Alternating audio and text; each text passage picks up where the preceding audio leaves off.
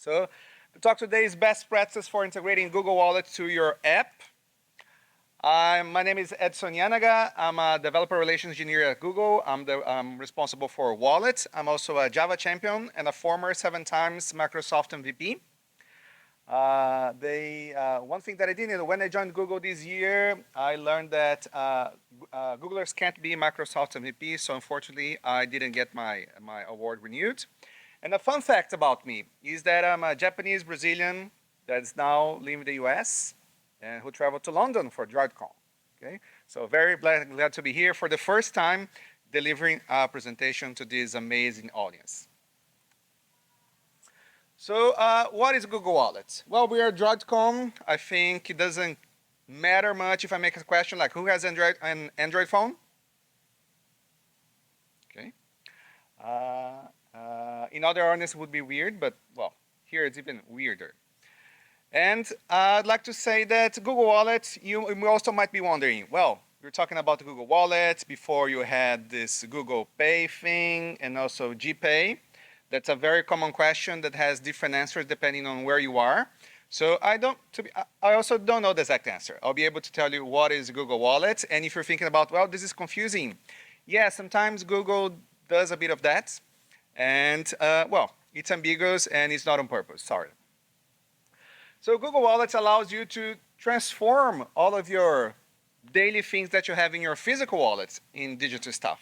And if you add your credit cards to Google Wallet, you're also enabled to use Google Pay to pay for some other daily activities like going to a restaurant, or even like I tried this week, like tapping in the underground metro. You can tap with your wallet and it works. So I was trying that not only as a developer advocate, but as a user as well. But I think the best way for me to explain to you as a consumer what is Google Wallet and what it enables you to do is to show you this very short video about Google Wallet. This is a wallet, and this is Google Wallet. They both keep hold of your credit cards. Loyalty cards, gift cards, boarding passes, transit passes, vaccine cards, concert tickets, ID cards. Car keys? Well, yeah, I guess you could put those in a regular wallet. Might hurt to sit down, but... Oh, look at that. Google Wallet lets you virtually access your car keys. Is a regular wallet secure? Kinda. Not really. Maybe a chain wallet? Google Wallet, though, super secure. It gives you all the security features of your Android phone. Plus, it lets you control your data and encrypts all your purchases. Speaking of purchases, once you add your card, you can tap to pay everywhere Google Pay is accepted. You can also choose to connect Google Wallet to other Google apps, making them even more helpful. So it'll know when to send you event notifications, flight updates, and let you see your transit card balances. Okay, so maybe Google Wallet is different. In a good way. In many good ways.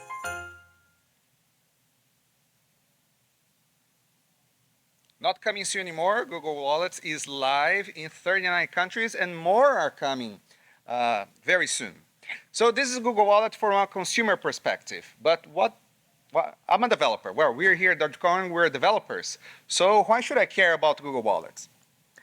Well, everything that you can imagine from the consumer side, you as a developer, you can enable those features to your users. So if you want to add payments capabilities, if you want to add loyalty cards, suppose that you work for a hotel chain or you work for a restaurant or you work for a cinema, you can add loyalty cards, you can create offers, you can create like vaccination cards, health insurance cards.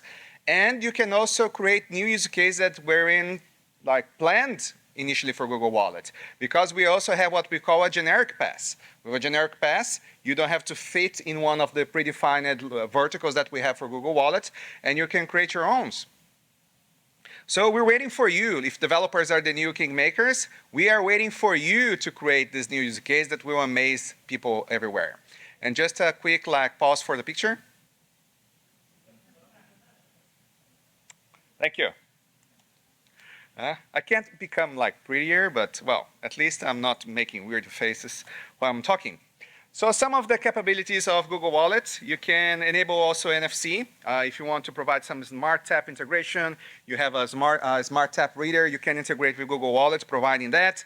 Suppose that you want to use access as well. I like to provide some gym card access, or like I was talking to some developers before, like my company, I want to replace the badges with some smart tap integration, or even you can use that with barcodes or QR codes. Well, but doesn't it allow people to just like take a screenshot or take a picture of the barcode or QR code and copy the identity? Well, for that, we also have features that prevent that. We have rotating barcodes, we have rotating QR codes, we have live QR codes. So all of these features are embedded already in Google Wallet. You can set passes to expire. For example, you have an event. If you had the event tickets for DroidCon as wallet passes, these passes would automatically appear in your home screen like 3 hours before the event. And after the event was finished, I think like 30 minutes or 1 hour later, the pass would be gone. It would be expired and won't be showing anymore in your home screen.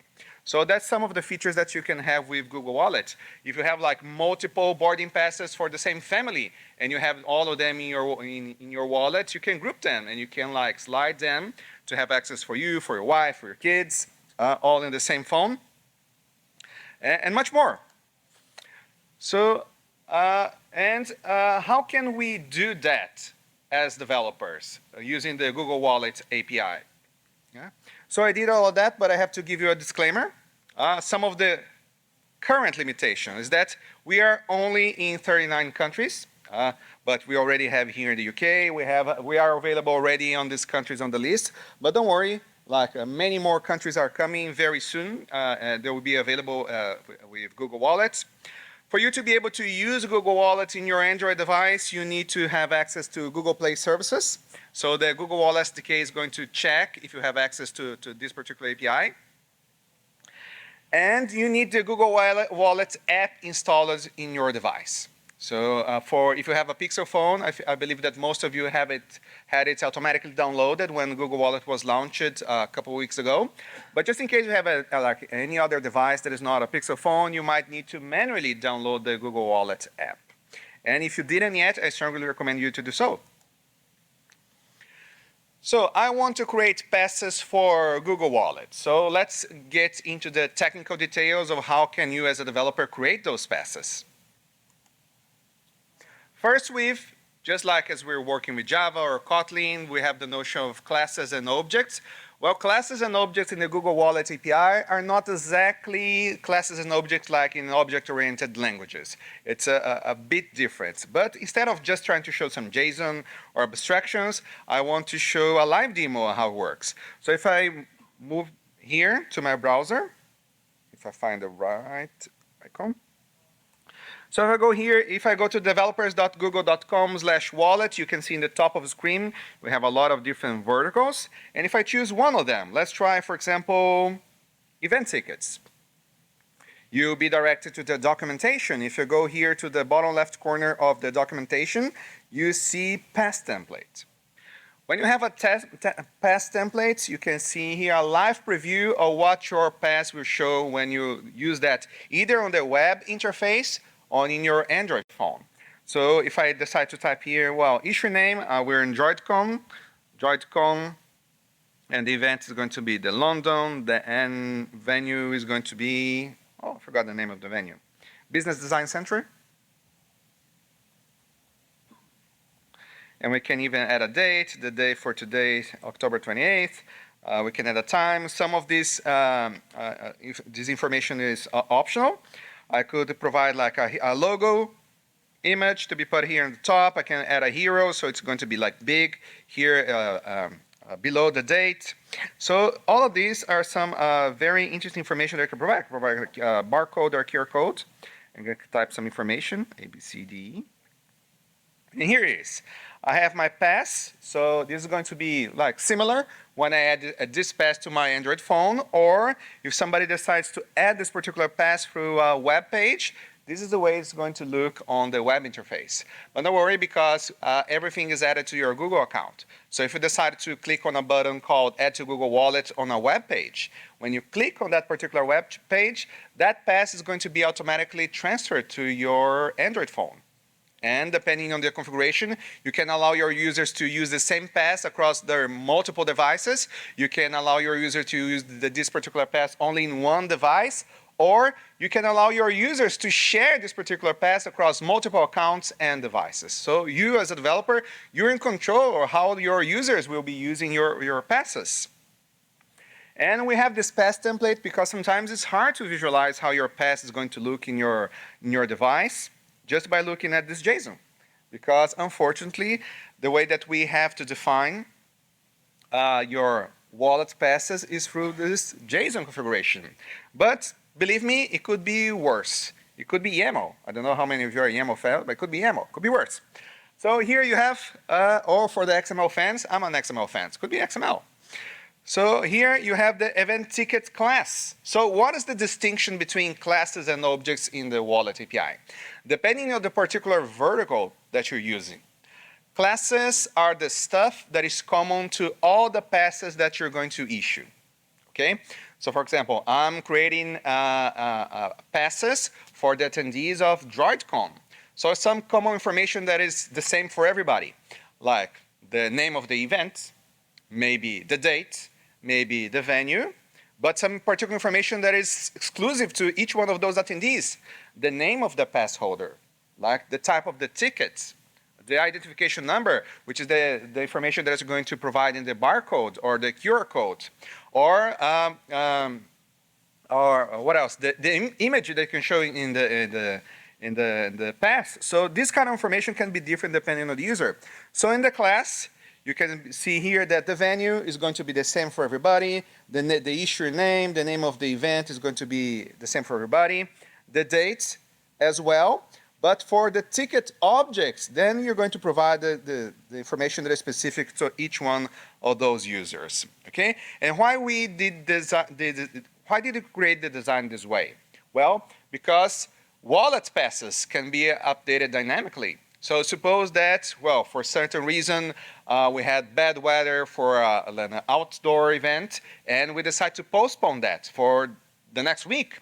If the wallet passes weren't dynamic, you would have to communicate to all of your attendees and say, well, we had to postpone the event for next week, and we're going to send you new passes. But because wallet passes can be updated dynamically, you just need to issue an API call saying, well, this is the updated information for my event. For my events class, and then automatically everybody that added that pass to their Google account, to their devices, will have the updated information. You receive a notification saying your pass was updated, and when you click on that or you open your pass, you have the new updated information there. So that's why we did that with classes and objects. First, to be able first, because we have the feature of updating dynamically, and second, because, well, if everybody's having the same updates, like the date changes, you don't want, you have like 2,000 attendees, you don't want to issue 2,000 calls to our API to update each one of those passes individually. You just update the class, and everybody got the same update. Okay, that's why we divided between classes and objects. And if you go through the documentation, you'll be able to see like the many different verticals that we have, and each one of them have a slightly different version of JSON, classes and JSON objects. Okay? Moving forward. Now, in Android, we have the Google Wallet Android SDK. If you want to use the Google Wallet SDK in your Android app, you need to add a dependency under GMS core, and the name of the dependency is com Google Android GMS Play Services Pay. You see? Consistency. We're talking about Google Wallet, but the name of the dependency is still Pay because, well, we love doing that. And for you to be able to issue passes, you just need an instance of calling pay.getClients. You pass the context. Of course, you're supposed to be using independent injection and store that as single. And pay client is the core class of the Google Wallet API, very complex API, okay? We have two methods. You have like save passes and you give the passes in JSON format to be saved. And we have save passes JOT, and you pass the JOT to be saved in your Android application. I'm going to explain the difference, why we have these two different versions, and which one do we recommend for most use cases. So the basic user experience when you're developing with the SDK is that you have your application, your user decides to do something, you have the Add to Google Wallet button, and when the user clicks that, you're redirected to the GPay app or to the Wallet app. Then the GPay app is going to issue a call to Google servers. It's going to retrieve the pass, and it's going to show to the user. And then if the user decides to just click on the Add button, it's going to be added to their Google Wallet. This is the most basic workflow that I can show here in my IDE as well. So we have the dangers of live demo. So what we have here, sorry, wrong class. If I go here to my activity, see a super complex activity. You're just initializing some variables and the code. You just got your Google Wallet Pay client. You add the button to the layout, and you're just checking here if the user is able to use Google Wallet because they have the SDK, the API in their Android phone. And here is the very complicated stuff. You just create an instance of your JSON object, and you pass that to the wallet client. So pass in the activity, and this is a number just so that when it returns, you know that it's coming from Google Wallet. And if you want to take a look at the sample class, it's just a data class that we're using to store the JSON information.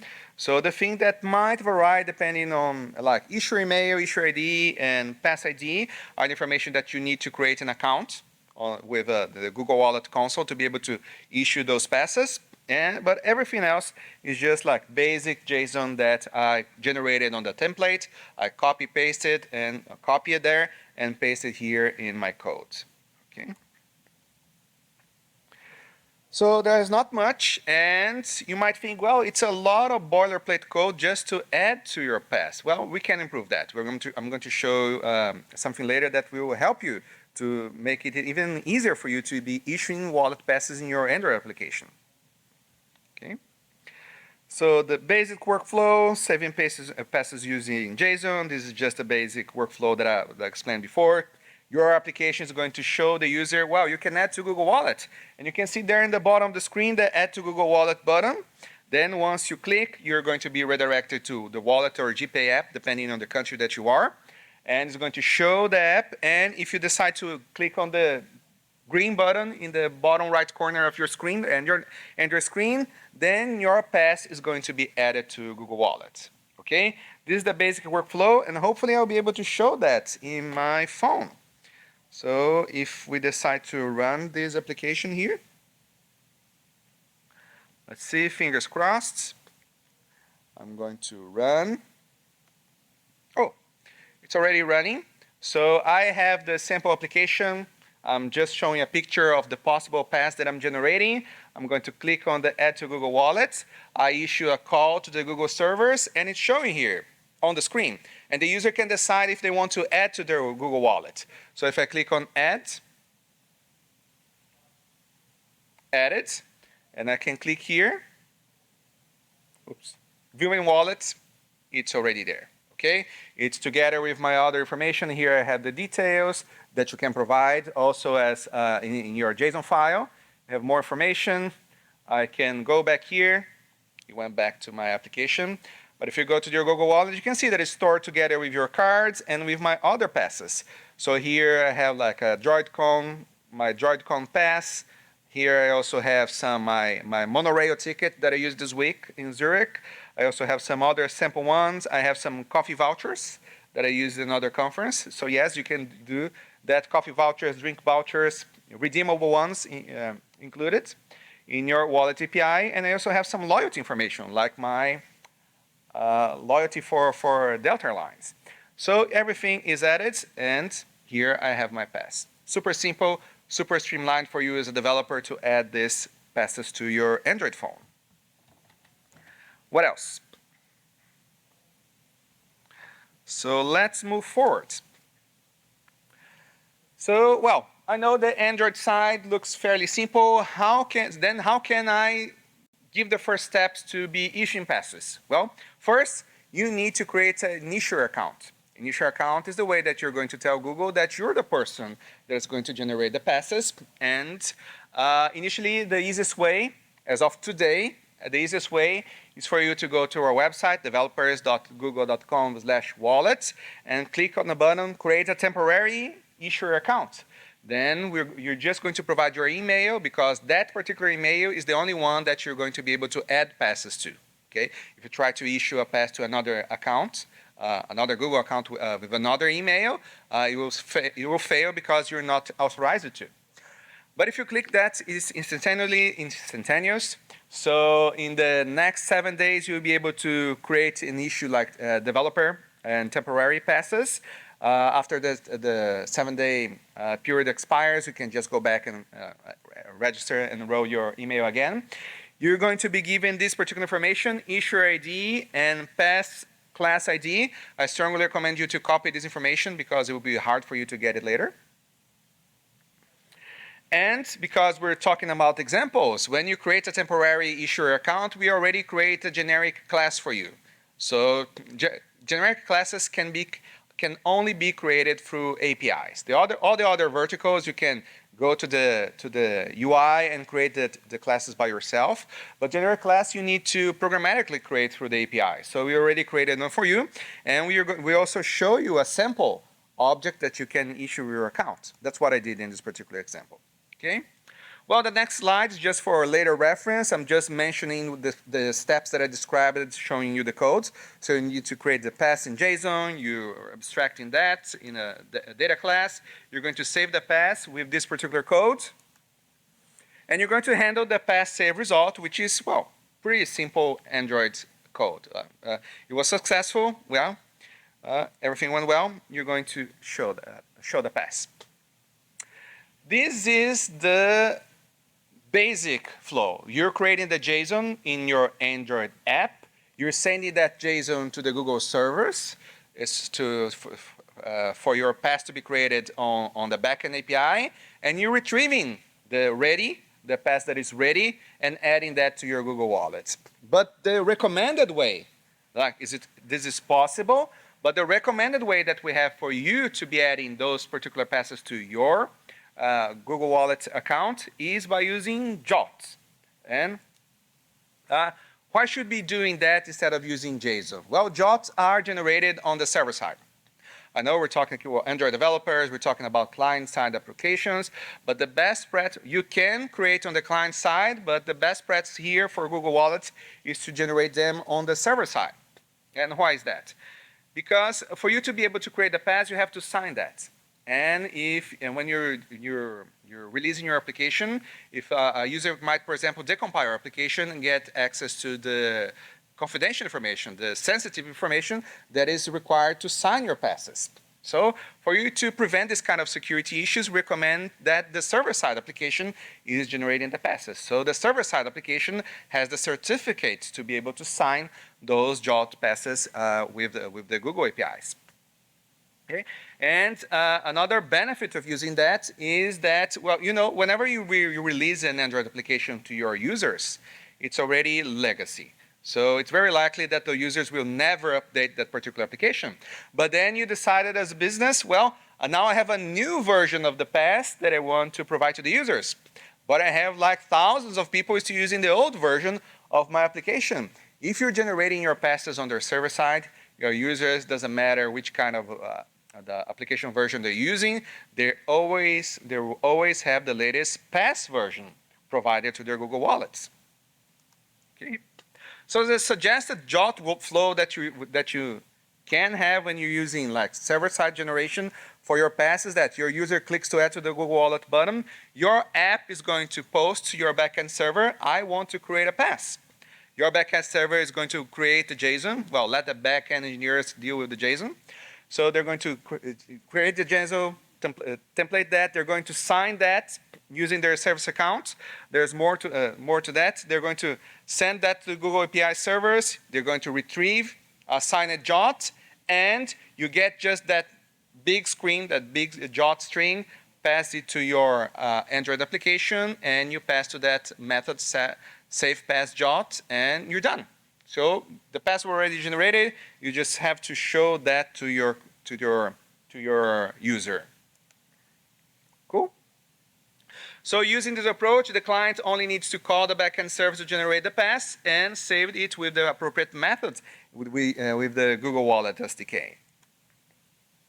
Here's a sample. Instead of having all of that particular code generated in JSON, I just call get jot pass. And by the way, all of this code is going to be provided later on GitHub. And you generate the pass on the server side, get the string that is returned, and add to your Google Wallet. Another question that we imagine that people would wonder, like Google Wallet and Compose. If you've seen the source code, you see that we're still using the legacy API, still an activity, and we're calling the method on activity result. But the best practice these days is to use Jetpack Compose. So can we use Google Wallet and Jetpack Compose together? And the answer is yes. Well, but it's not a convincing yes. You can use yes. You can be sure that we are working to update the Google Wallet APIs to be able to use Jetpack Compose in the natural way. But in the meantime, you have tons of documentation available for you to be able to use these legacy activities using your Jet Compose in your Android application. So you can use, yes, you can use, maybe not the best possible way for the moment, but very soon we are planning to update the SDK, so we'll be able to use Jetpack Compose in a natural way. Okay. So. Summary recommended practices when working with the Google Wallet SDK. Use Hilt or Dagger to provide the pay client dependency. If possible, strongly recommend use JOTs. We have the other API because sometimes there is a very specific use case you want to generate the JSON on the client side, but most of the times, please use JOT. You see, well, at least I believe. And disclaimer. I'm a backend developer. I'm a Java developer. And Nick Corder, who is the Android DevRel, he couldn't make it here to London. But I deeply appreciate his effort of putting this content together. I used to be an Android developer, but last time I developed any Android application was like 7, 8 years ago. So yeah, I can see some familiar things. But he is the expert. Okay, so I appreciate Nick here on the record. I appreciate all the effort that you have done to be able to create this presentation for this amazing audience, and for you that is watching here later, not live. So when using JSON, of course, don't create separate classes and objects in your code to abstract that particular information. Don't do like string typed coding. And when using Google Wallet with Compose, leverage the on-activity result workarounds that we have available on the internet. Okay. And this was the technical part. But I have some announcements as well. Because here, today, in DroidCon London, we'd like to announce some new features of Google Wallet.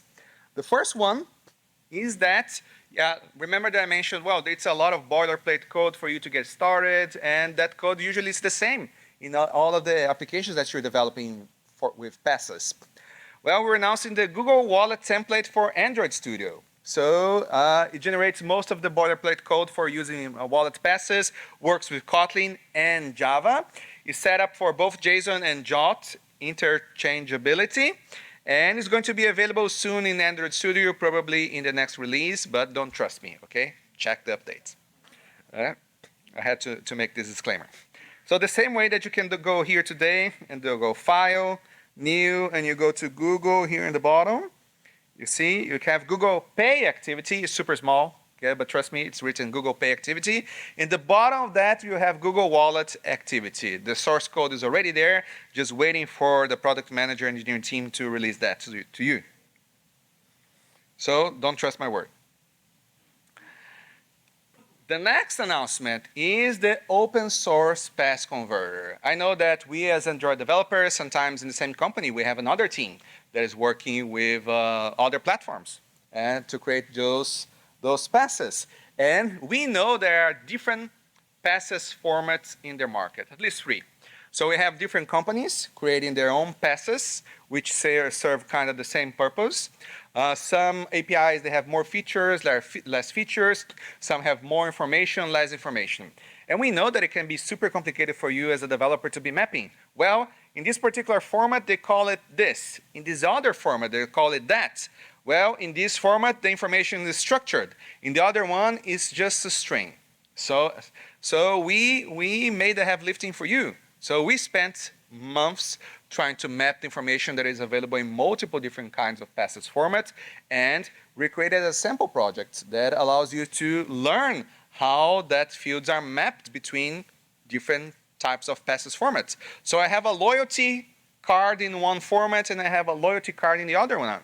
How do I map the information that is available on one to the other one? Well, we created this open source pass converter that is available on GitHub, github.com/google-pay/pass-converter.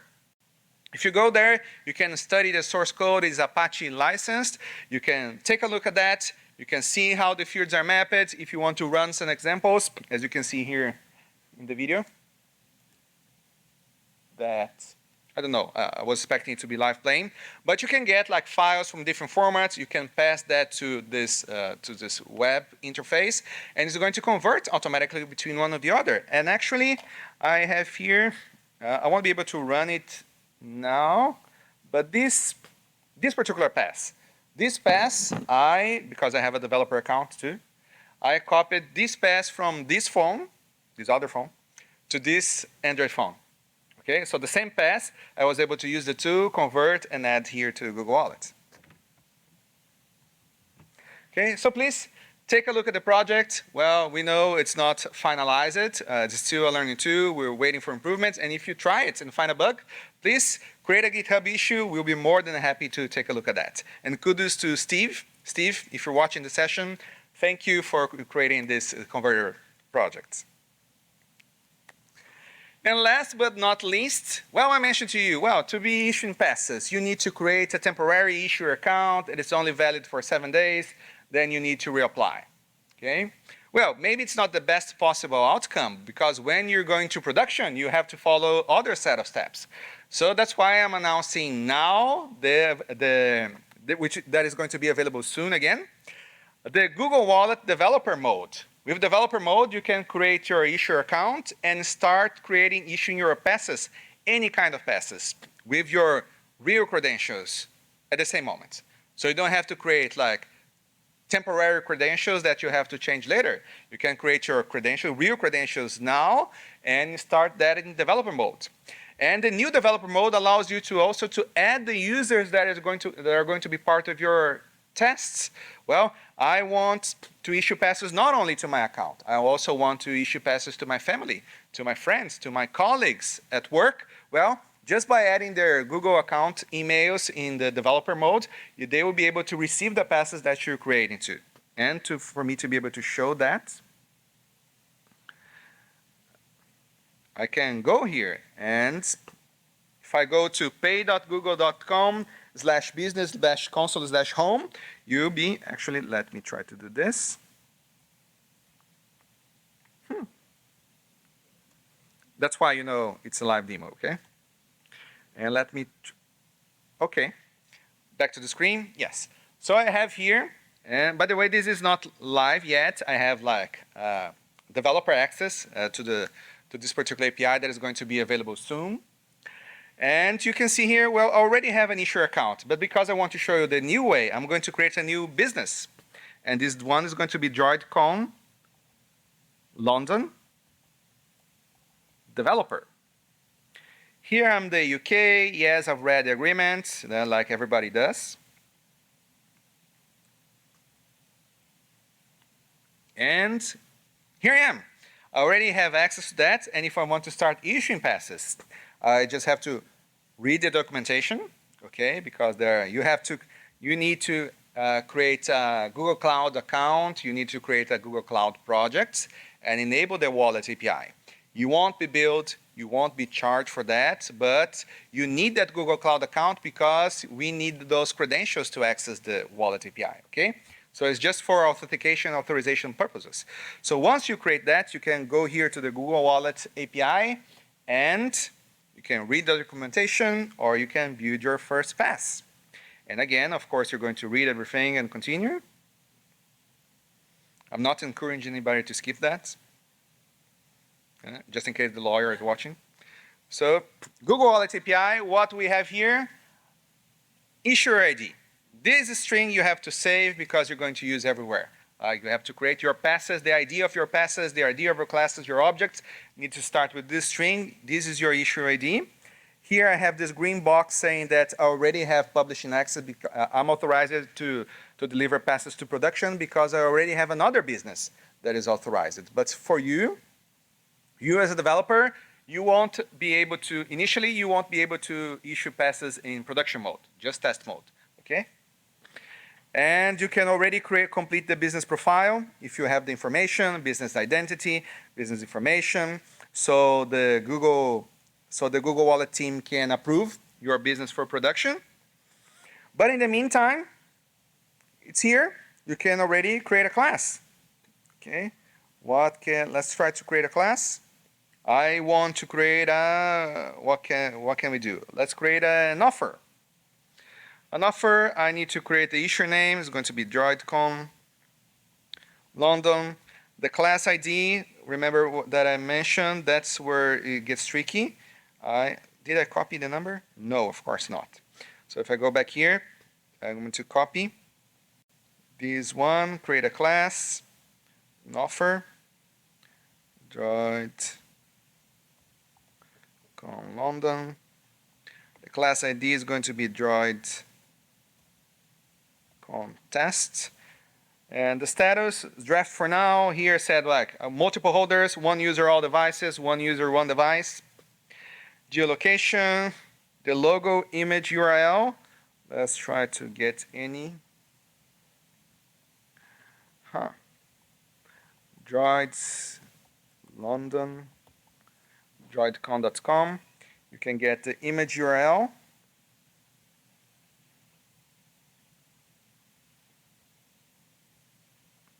And I think that's all we needed to create a class. And if you go here, oh, by the way, I didn't mention, but all of the fields, they support internationalization. Like by default here, it's going to be English. But if you add multiple languages, depending on the language of that your user has selected on their phone, it's going to pick the right string in the content. And please fill all of them. Offer title, discounts. Offer provider, I don't know. And create class. So yes, class is created. You already have access for your test account and you're good to go. Let's go back here to the dashboard. And here I can manage the users that have access to that. Here, I'm the only one that is authorized to be issuing passes now. But if you wanted to receive passes from my developer account, you just add the email of those people that want to be part of the test, and you'll be good to go. All right. So these were the 3 announcements that I had to make. The wallet template for Developer Studio, the open source pass converter to help you to map the information between different types of passes formats for mobile devices, and the new Google Wallet developer mode. The open source pass converter is live now on GitHub. The other 2 features are about to be released soon. And, well, thank you very much for staying with me until the end. I know it's 5:30 on a Friday evening now, yeah? And so, yes, kudos to you. Thank you so much. And if you have any questions, I'll be more than happy to answer them. Thank you.